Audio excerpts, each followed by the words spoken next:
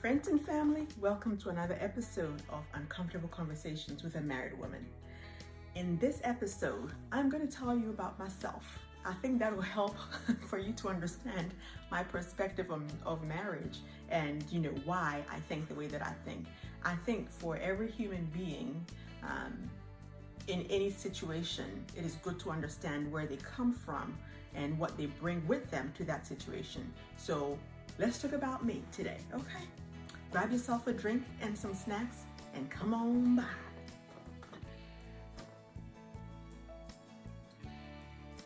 By the way, it's 10 o'clock in the morning and this ain't wine, okay? This is, let's just get that clear. But either way, if I want to drink wine, I'm grown, so I can do it. So my background is very interesting, and I think that has affected my view on marriage for sure. I was born into a separation. My parents were separated and on the brink of divorce when I was born. I have two older brothers before me. They lived with my parents together. They experienced my parents together. I never did. When I was born, I was, within a couple of months, I was whisked over to my grandmother, who started to raise me. And my life took that pattern from then on. I actually took the time to document how many households I had lived in by the age of 10, and it was the exact number 10. So it's almost like every year I lived in a different household. This was all among family, of course, and sometimes with the same family members that had moved somewhere else, but I'd be going and coming, back and forth, sometimes with my brothers, sometimes without them. So up to the age of 10, that was my life. At that time, I didn't see anything wrong with it. It was my normal, okay? Every household that I went to was either my, auntie or uncle from my mother's side or my auntie or uncle from my father's side. And I got to watch the dynamics of their marriage.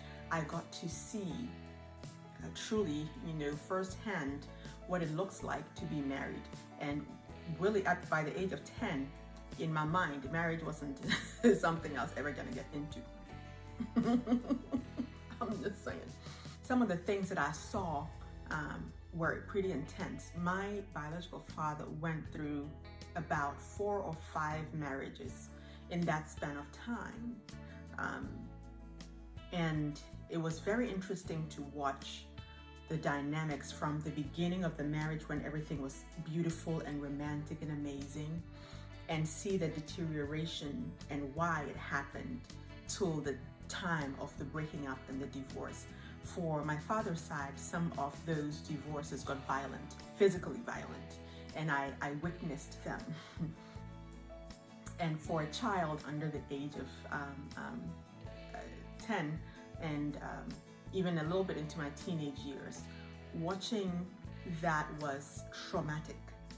I didn't understand how two people who absolutely loved themselves so much could get to a point where physically they were punching each other and making each other bleed. I also watched from my mother's side the wounds, the scars of a first marriage that did not work, and how that affected her in her relationships moving forward. I also saw my stepfather and my mom, together. My stepfather, I've told you in my other channel, one of the most amazing human beings I've ever met. Truly, truly most amazing. The most humble, intelligent, kind, compassionate person. And I watched the dynamics of that marriage and learned a whole lot from that as well. I also lived with aunties and uncles, like I said, and I watched in one of the marriages where I could see the mental abuse. I could see the disrespect. I could see the emotional turmoil, on my family's side, on my auntie's side, and I could also see the resilience, where despite the relationship between her and her husband, she was always emotionally available to me. She was always emotionally available to all the children in the house. And she took in all kinds of relatives from both her husband's side and her side that needed somewhere to stay. At any point in time, there was easily 10 people in the house, living in the house. And some of them coming to eat and leaving, some of them coming to live there, including my own biological father, and this was my father's sister. One of the most amazing human beings in my life, an anchor for me. I learned just about everything as a woman from her, how to compose yourself. She was so beautiful, inside and out. To me, she was like an angel, truly. And so kind, so kind. So watching that dynamic in that relationship, and then watching how just one day, out of the blue, right out of school, we get home and we get in the car and we leave the house and never come back. Moved. None of us children knew anything about it. We didn't even have, a hint.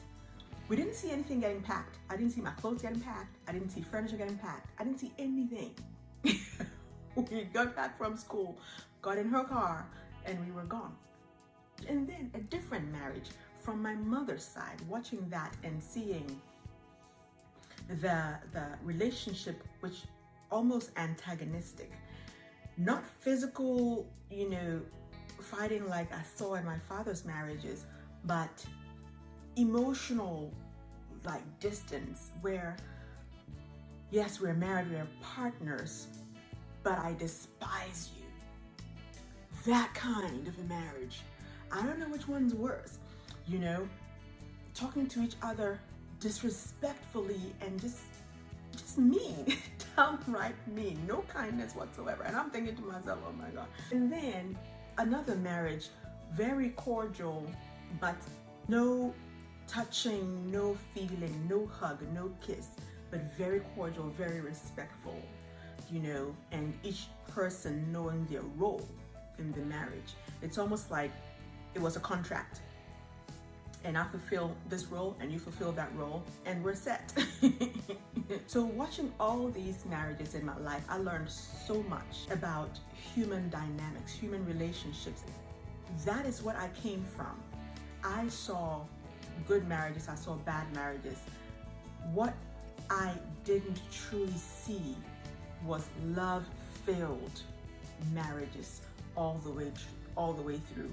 Of course, by the time that I was born, I was born into a marriage which, whatever love there had been, it was broken, it's gone, it's done. Okay, so it's very interesting to me coming from that background and trying to create something different in my marriage. I feel like I'm almost pioneering what, in my mind, an ideal marriage should be. There's no such thing, of course, but like I said, marriage wasn't the thing that I was thinking about ever. It wasn't in my mind. It was not an option.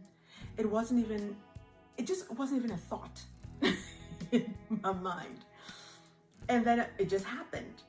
I'm like, okay, yeah, I like this person. We get along, Yeah, I don't mind spending the rest of my life with such a person. Sincere to the point, what you see is what you get. We're not pretending or anything. I mean, let's listen. You know what I mean? And so finding somebody like that who was just so like an open book, but at the same time very reserved and not loud and boisterous and not trying to be the life of the party anywhere, but there's a quiet strength in him. And meeting somebody like that was so refreshing. I have to tell you, so refreshing, because the family that I came from, we are loud, we are boisterous, we're emotional. That's on my father's side. And my mother's side was, more quiet and reserved, but that so it's very interesting. So that's where I'm coming from.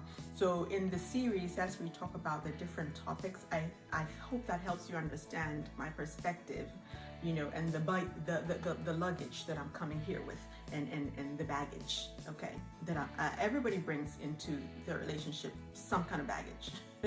It can be good baggage, it can be bad baggage, it can be in between, but you bring something with you because you weren't formed out of a vacuum. You were in a situation when you were born, you were in an environment, and your environment helps to shape your character.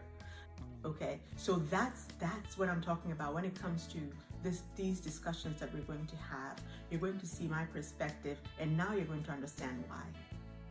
Okay, so thank you again for joining this conversation with a married woman. I also want to remind you, in order for your marriage to get to the next level, you have to be respectful of one another, and you have to be kind to one another. Okay, do unto others as you would have them do unto you.